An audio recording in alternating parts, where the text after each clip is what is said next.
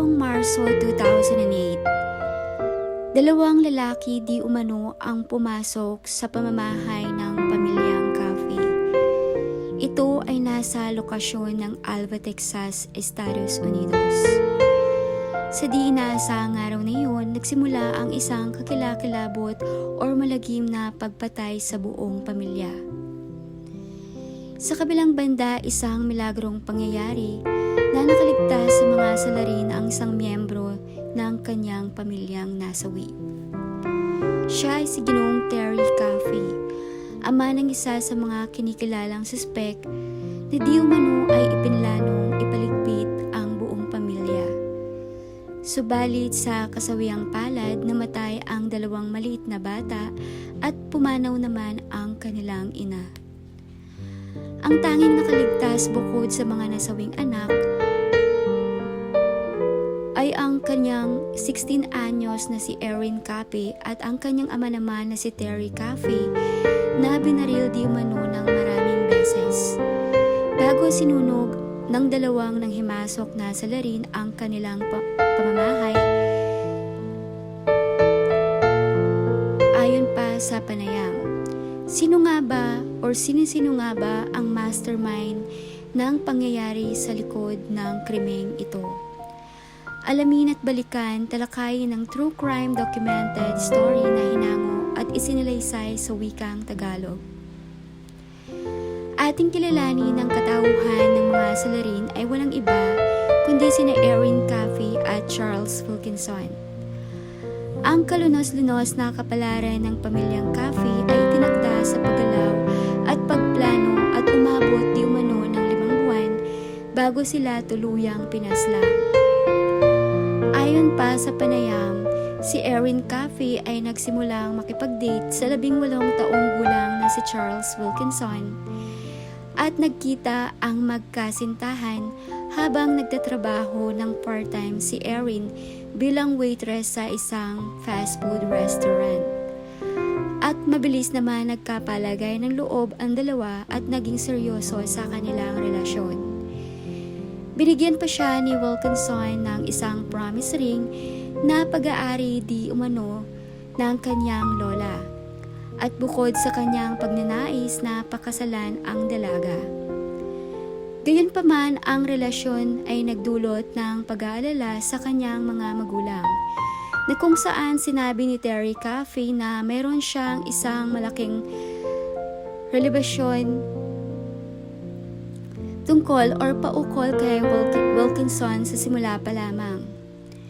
May mga bagay patungkol sa kanya na hindi tama, ayon pa ng kanyang ama, at tama nga ang kanyang naging hinala. Sa kabilang dako, ang mga Cafe ay labis na nasangkot sa kanilang lokal na simbahan. At ito ay sumanib sa kanilang pagkahilig sa musika. Ang mga kapatid ni Erin Cafe ay walang iba kundi ang 8 taong gulang na si Tyler at ang 13 taong gulang naman na si Matthew. Sila ay tumutugtog sa kanilang simbahan or tumutugtog ng gitara at harmonika. Ayon naman sa pagkabanggit, ang kanilang ina naman ay tumutugtog ng piano sa kanilang simbahan. At di umano si Erin Cafe ang bokalista ng kanilang pamilya. Hanggang nakilala niya si Wilkinson sa puntong iyon, ang nagsisimbang teenager ay nagsimulang madulas sa kanyang sekreto sa paaralan. Dahilan upang magsimulang mag-imbestiga ang kanyang mga magulang gamit ang internet upang malaman ang tungkol sa bad news boyfriend nito. At sa di inaasang natuklasan nila ang tunay na pagkatao ni Wilkinson na di kalaunan ay nakumbinsi ang kanyang mga magulang na hihiwalay na lamang ang kanilang dalaga kay Wilkinson. Nalaman nilang ang bawat pahina ng kanilang research ukol kay Wilkinson ay puro mga sexual at grupo ng pag-uusap kasama na patungkol sa pag-inom ng alak at iba pang hindi nakakagandang gawain. Nang sinubukang sirain ni Mr. Cafe ang kanilang komunikasyon bilang nagbibigay ng isang curfew sa kanyang telepono. Noong February 2008, iginiit ng pamilya na tapusin o tuldukan na ng dalaga ang kanyang relasyon sa kanyang boyfriend. Sa parehong buwan naman nang nagsimulang magsalita si Erin tungkol sa pagpatay sa kanyang mga magulang. Sa harap ng mga kaibigan, ang kanyang paniniwala, ito daw ay di umano ang paraan upang makasama na niya ang kanyang kasintahan. Dahil dito ay gumawa si Erin Caffey ng isang nakamamatay na balak, kasama si Charles Wilkinson at ang kanyang kaibigan na si Charles Wade. Ang mga account ay naiiba kung sino-sino, eksakto o ang utak sa likod ng pangyayari. Ngunit tinanggihan ni Terry Caffey na hindi ito ideya ng kanyang anak na babae. Samantala, ayon naman sa panayam ni Wilkinson, siya ay nag-alok lamang na tumakas sa kanyang mga magulang ng magkasama. At sa halip, ay iginiit ni Erin Caffey na patayin na lamang ang kanyang buong mag-anak. Sa araw ng massacre, tinungo ni Wilkinson at Wade ang driveway ng bahay ng pamilyang Caffey. Habang sa labas naghihintay sa kotse sina Erin Caffey at ang kasintahan ni Wade. Bago pumasok sa property ng mga Caffey, binalaan ni Wilkinson si Caffey na kailangan na niyang patayin ang kanyang nakababatang kapatid upang wala na di umanong matirang saksi pa sa binabalak na krimen.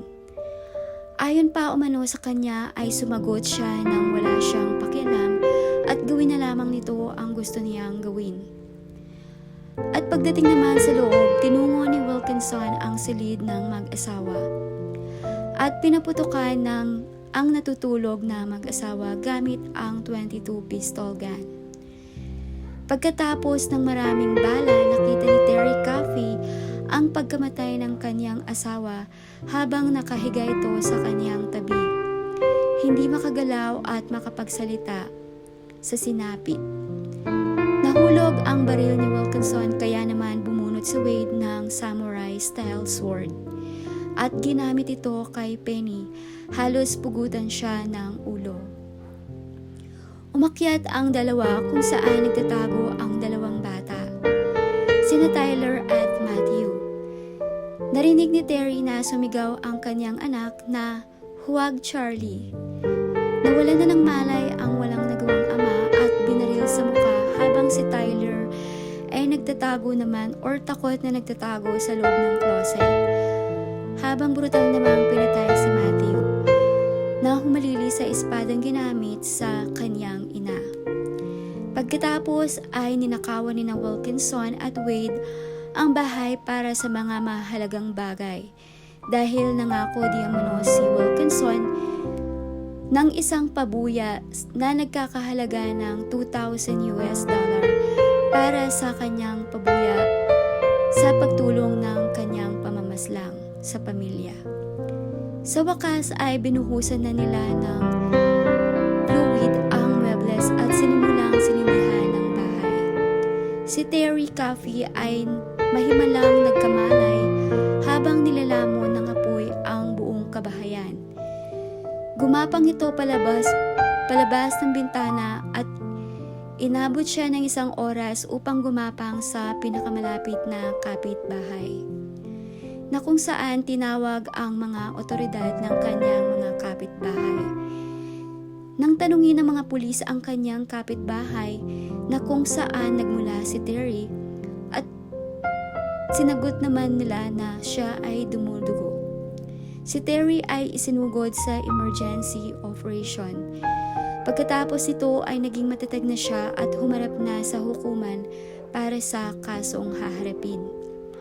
Ayon sa kanyang panayam ay tinukoy niya sa mga otoridad na si Charles Wilkinson di umano ang salarin o mastermind sa pagpatay sa kanyang mag-anak. Agad namang natunton ng mga otoridad si Wilkinson at inimbestigahan ang natuklasan nila na nasa pangangalaga ni Charles Wilkinson ang kanyang kasintahan na si Erin Caffey.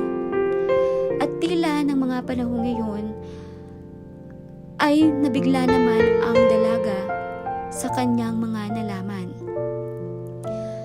Ayon sa kanyang panayam sa mga kapulisan, kinidnap lamang di umano siya ni Charles at Wade. Wala pang 24 hours matapos tumugon ang mga otoridad sa pagpatay sa mag-anak ng pamilyang Caffey.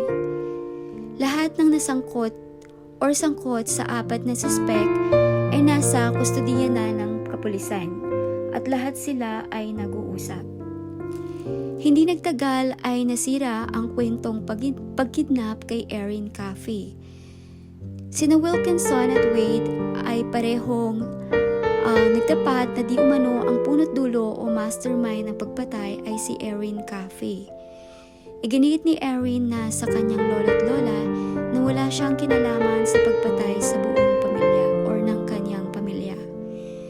Nagpatotoo si Wilkinson na iginit niyang sabay silang tumakas at humingi at sa huli silang dalawa ni Wilkinson at Wade ang lahat ay kinasuhan ng 3 bilang ng capital murder.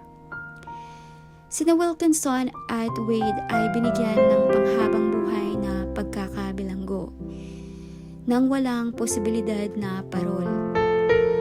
Si Erin naman ay sinintensyahan din ng panghabang buhay, subalit siya ay pinapayagan or karapat-dapat na mag-apply ng kanyang parol pagkatapos ng 40 years. Una nang hiniling ng mga tiga-usig ang parusang kamatayan laban sa 2 suspek na si Wilkinson at Wade. Ngunit pumasok si Terry sa sitwasyong iyon at humiling ng iba. Sa kabila ng lahat ng kanyang pinagdaanan, naniwala pa rin sa kapatawaran o pagpapatawad na itinuro sa kanya ng kanyang pananampalataya. Nampanatili ni Terry ang isang relasyon or ang isang magandang relasyon sa kanyang anak kahit pa pagkatapos ng massacre na malayang na isagawa ng mga ito.